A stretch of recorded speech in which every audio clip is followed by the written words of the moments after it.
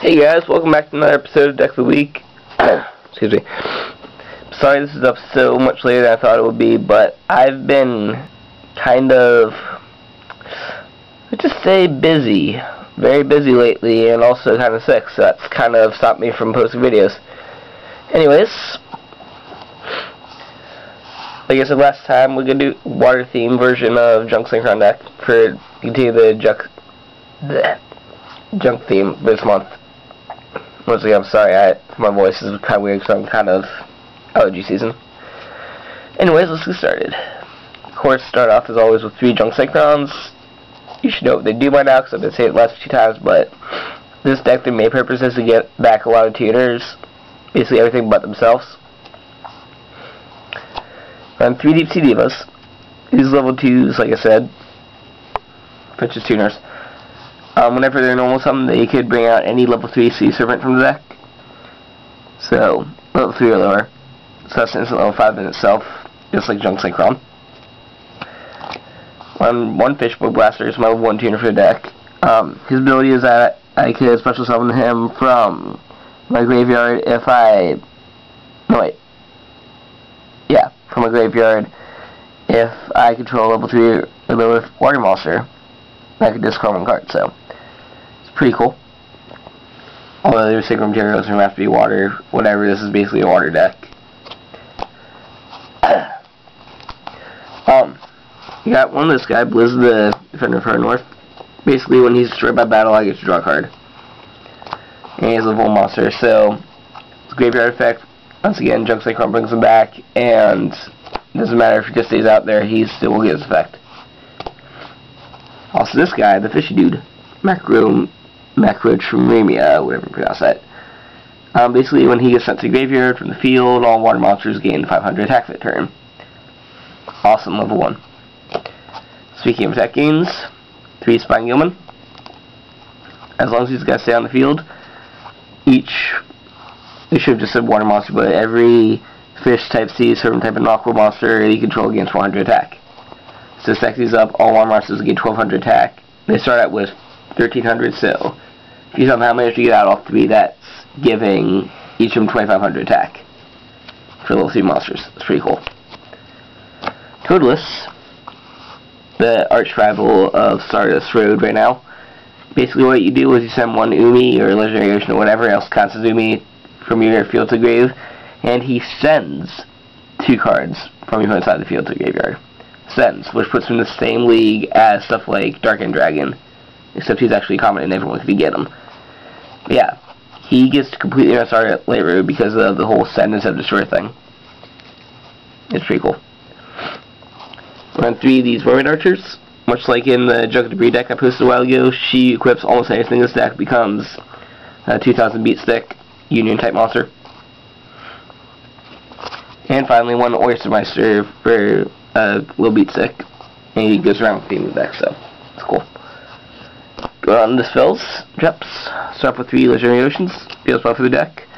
Basically, this downgrades the level of all my water monsters by 1, so that helps there's a variation in synchro levels. And it gives them 200 attack, so nice little attack boost, works with Toadless, and it helps with altering synchro. Pretty good card. Run 2 more as agreed. So let's you shuffle 2 water monsters from your hand back into your deck and draw 3 cards. So that's some draw power. Then I got Pot of Avarice because this runs a lot of stuff that we sent to the grave really fast. 2 pots equals recycling monsters and draw power. Should have to say this by now, but for all you new people, very versatile card. Lets you stop attacks, could force stuff into attack mode, lets you take control monsters. Very, very good card. Lightning Vortex, standard monster destruction, discard 1 card. Heavy Storm, which I'm a little iffy about, not Starlight Road's out, but still pretty good. Feel wipe for same road case. MST will still lets you destroy and get around stuff like Starlight Road. My body's a shield for protection. Giant Trinade, which is a much better version of Heavy Storm, I think, now, because it just returns everything. Starlight Road. If you guys missed it last time, this card is the new meta breaking card. It stops stuff that destroys multiple cards. Their card goes boom, and you get a free Stardust Dragon. So, happy times. Run 2 Bombless. Awesome Trap Hole of Doom. Roars. Once again, this is a game-ending card, basically. Because they'll set through it, you get like, oh no, I have a storm. Maybe like, activate this, you can't damage me this turn. And then you'll have another turn to get your setup ready and get rid of whatever they had. Transmigration, very cool, very good. Let's do return any 2 cards from either player's grave to their hand so you can stop whatever their engraved thing was, like a Necrogardener or something from something Judgment Dragon or Dark Home Dragon or whatever. Or you can just return your own cards. And it's not limited to monsters, so anything spell trap that you want to get back is pretty cool. And finally, Call the Haunted, standard revival in the game. Alright, move on to Synchro. Of course, we have to have our Junk Warrior. Like I said, it doesn't run too many level 2 or lower by itself, but with the fact that Legendary Ocean reduces level of all monsters by 1, it basically makes any of these level 3s like Spine Gilman or Mermanite or anything in level 2s. And that means he'll get 2,000 point boost, he'll get 1,700 point boost, he basically gets huge. So very awesome, Junk Warrior. Catastrophe, of course, because this will be sicking 5s like no one's business. Renokira, I like him. Gets huge. I'm actually going to be making a deck based off him later, and I'll explain it better, but let's just say he's a good card. Of course, we got Reenact the Dragon of the Ice Barrier. Discard cards, return cards to the hand. Yay. Awesomely broken. He's limited to 1. And he's actually a water monster and a sea serpent, so he gets along rather well in this deck. Goya Guardian, of course, standard level 6. Run 2 archers, because of course give him Junk Synchro more targets. He's a nice happy little move from play attack. You've seen what I'm talking about before. It's pretty cool. Black Red Dragon, blow up the field, pretty standard. Ancient Fairy Dragon, interesting in here.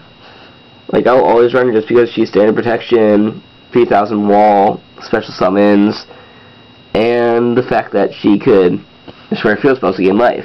Or search out field spells, which makes her actually good here. Because you can search out your oceans, or destroy oceans to gain life if you need to, or whatever. Pretty cool. Of course, Triple Dust, both to start with for Starlight Road, and for the sake of it being Stardust Dragon and awesome. Red Dragon Arcfiend to get rid of the walls. Thought Real Arcfiend is, and finally Thought Real Arcfiend is kind of a smaller Stardust Dragon. Smaller, bigger, whatever. That lets you gain life back. It's pretty cool. And of course, he was stuck to a Stardust Dragon. Colossal Fighter. You're not running too many warriors in this deck, but like Junk Synchros count and a lot of the Synchros in here. So he still does get a decent attack boost from your deck, but you want to keep him around mainly because he's revival. Just an infinite wall. Anyways, like I said, once again, sorry for making this a little late this week, but this is the Junk Ocean, my water-themed Junk Synchron deck. Next week, I am going to be probably profiling one of my favorite recent decks to complete Junk Synchron month. What was it?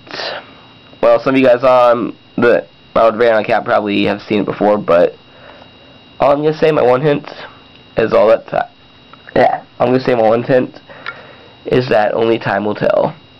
This is Team Goals Rayon. Sign off for another Junk Synchron deck of the week. See you next week.